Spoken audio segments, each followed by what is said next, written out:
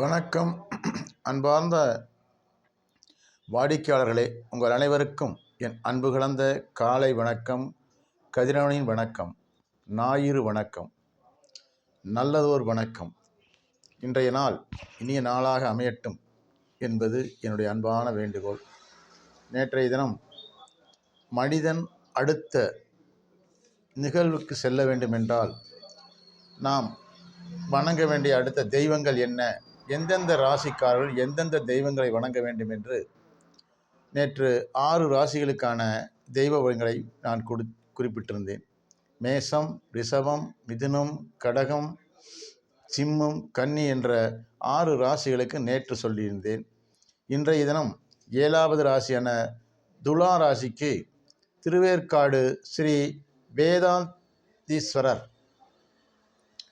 அடுத்து 8வது ராசி விருச்சகம் பழமுதிர்ச்சோலை முருகபெருமான், 9 தனுசு ஆலங்குடி குரு பகவான், 10 மகரம் திருநள்ளாறு சனீஸ்வர பகவான், 11 கும்பம் திருவடைமருதூர் மகாலிங்கேஸ்வரர், 12 மீனம் ஸ்ரீரங்கம் ஸ்ரீ ரங்கநாத சுவாமி.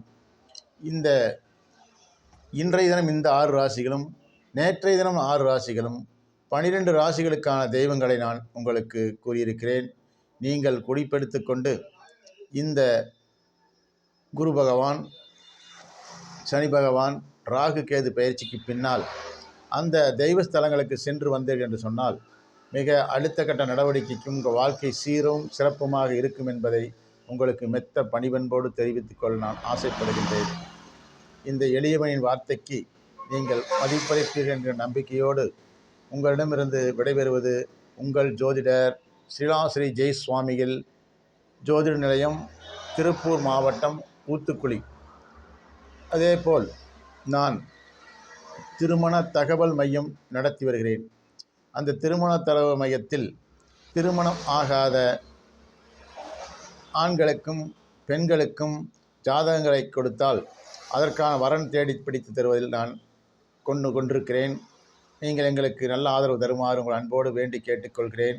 என்னுடைய செல் நம்பரை எடுத்துக்கொள்ளுங்கள். உங்களுடைய ஜாதகம் இருந்தால் எனக்கு வாட்ஸ்அப் மூலம் அனுப்பி வையுங்கள்.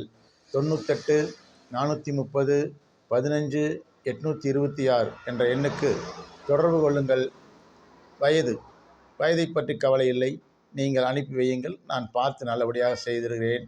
உங்களுக்கு என் நெஞ்சம் நிறைந்த வாழ்த்துக்களும் வணக்கங்களும். நன்றி. நாளை சந்திப்போம் மீண்டும் ஒரு நல்ல நிகழ்ச்சியில். வாழ்த்துக்கள். வணக்கம்.